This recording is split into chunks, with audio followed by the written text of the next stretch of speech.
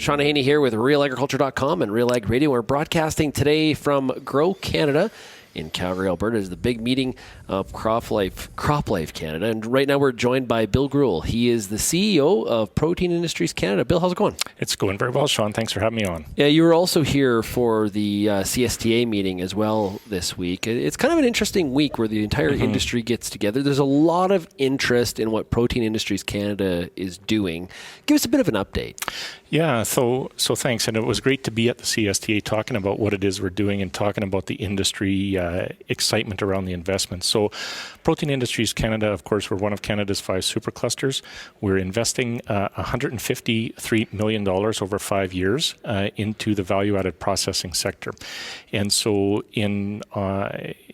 leading up to that, we've launched a couple of different calls for expressions of interest, and we've had overwhelming support from industry. We had 59 expressions of interest applications come to us for a total project value of $481 million. So I think that that speaks a lot to the interest in the industry and the optimism around growth of the value-added processing sector. So of those 59 proposals, we've taken 24 forward for a look at a full proposal. And so we're developing those projects around the areas around plant breeding, looking at improving quality of canola and pulses for protein. We're looking at production agriculture, really around digital applications and how do we improve decision-making on farm and throughout the value chain by applying better data to production agriculture. The biggest investments that we'll be making and the most exciting projects we've got are around new value-added processing methodologies for canola and pulses. So, different methods of processing leading to new products and novel products for applications in food and feed ingredients.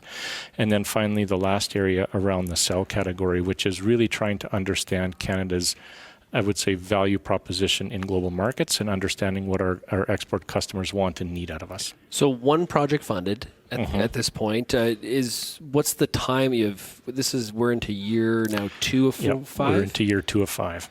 Okay, so what does the next 4 years look like here to get through? I say get through the 153 million, but you know what I mean. Yeah, it is a big task to invest that much money into the value-added processing sector in really 4 years that we have left, or 3.5.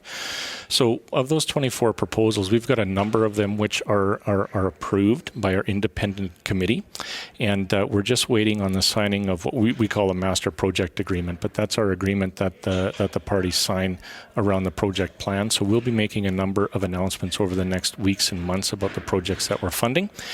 And so I think what you'll see from us maybe in December, but certainly in January and February, is several project announcements. We probably got 9 by the end of February, I think, that we'll be making. Okay. Yeah, it's coming along quite well. It does take a long time because we're asking companies to do business a little bit differently. We're asking them to collaborate on research and development, and that sounds like a great idea when people are talking. It's a little harder to get to when you got to put money on the table. It's one of those things where, you and a buddy are going out for beers, and like, we should start a business. And it's like, it sounds all great, 100,000 feet, and then you get down to the weeds of it, it's like, this is a little more complicated than we first thought, and especially when it involves research, because when you use the word research, I think of IP. Yeah, so there's a couple of challenges here. One of them is collaboration, and sometimes it's companies that may have considered themselves competitors, or they might be in a different vein of the value chain, which is good, but you're also working with somebody you don't know. You maybe don't have the level of trust that you think you might need.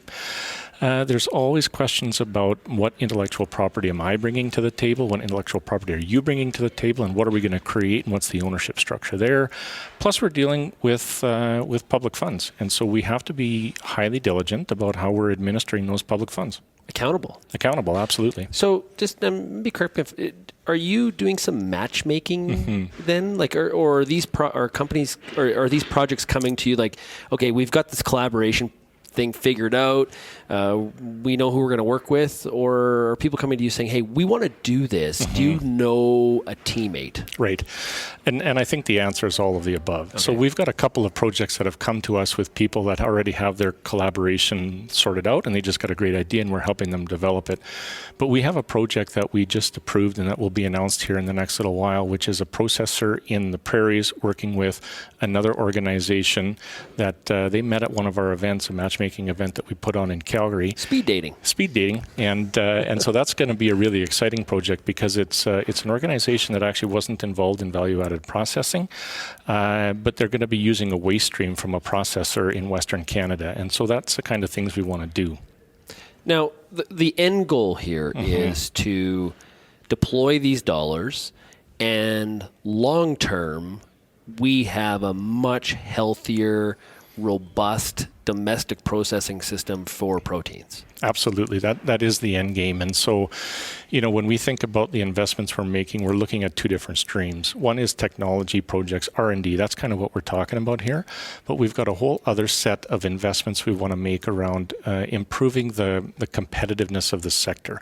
So that's not really hard R&D like companies might think about it, but it is working with what we would call our ecosystem or our stakeholders around the areas of regulatory modernization or improved data utilization, improved IP literacy, understanding international markets better. So in addition to the hard science that we're funding, we've also got what we call our ecosystem development side. And that is those investments that we got to make this industry more competitive. There's no point in us investing $150 million into the value-added processing sector if we don't think about the competitiveness of the sector. How do we judge in 20 years if this is like, man, that was a really good decision? Yeah. Well, I think, we've kind of got the baseline today. We are processing, give or take, 50% of our canola. We're processing maybe 10% of our pulses. I think as we look out 5, 10, and 15 years from now, the question will be, are we processing more of those products at home? And then by extension, are we now just shipping out ingredients, or have we created a food processing industry here? I would say that's the long-term vision. I'm editorializing, but the recent trade squabbles should be a decent reminder for those of us here, not only on the prairies but across Canada, that you're less susceptible to the economic impacts of some of those trade squabbles if you have some capacity to do some of that processing at home here. Yes, absolutely, and that's kind of one of the driving forces behind this is to insulate ourselves from the commodity market. Now, I don't want to jump ahead too far because I know you still have some money to deploy and some projects to fund. But is this something where there's a review done at some point, and then we talk about Protein Industries Canada 2.0, or like where does that stand? Yeah, so that's actually an interesting question because we're starting to think about that now already. Because I said we had 59 applications come to us, a total project value of $480 million. I don't have the resources to fund that, and it's all good science, it's all good projects that could contribute to the growth of the agriculture sector. And so we're already thinking about, if we were to have another re-up of funding, what are the types of things that we would do? So the team at Protein Industries Canada has done a very extensive research plan, looking at what are the gaps and trying to identify areas for investment.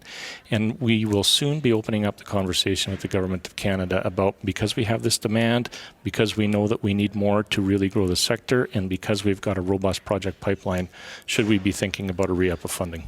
And which ministry, like where's the direct line? Like which stream are you in? Right, yeah. So our funding comes federally to us through Innovation, Science and Economic Development, of which Minister Baines was just reappointed minister. Yep. But we've got a really good working relationship with Agriculture and Agri-Food Canada as well, because so much of the work that we're doing is aligned with what the science branch of AAFC does. That makes sense completely. Yeah. Interesting stuff, Bill. For people that don't know, what was the first project that was funded? Yeah, it was a company out of Calgary. They're called Botanico, and they've developed some novel processing technologies for canola. It's they're really breaking down canola into higher value products than just the oils and the meal that we traditionally produce through the canola crush system in Western Canada. So going after products with different functionality for different markets, and that's everything from aquaculture and human food to the cosmetic industry. So very high value products. How does this tie into what people term the protein superhighway? Does this all fit together, or is that a different puzzle? It's a bit of a different puzzle. I think that was really about linking the supply chain in the northern tier states with what we're doing here in Canada, and we've got more of a focus on value added in food processing than that organization does. Okay, cool. Hey, Bill, thanks a lot. Really appreciate it. Yeah, thanks, Sean, for having me on.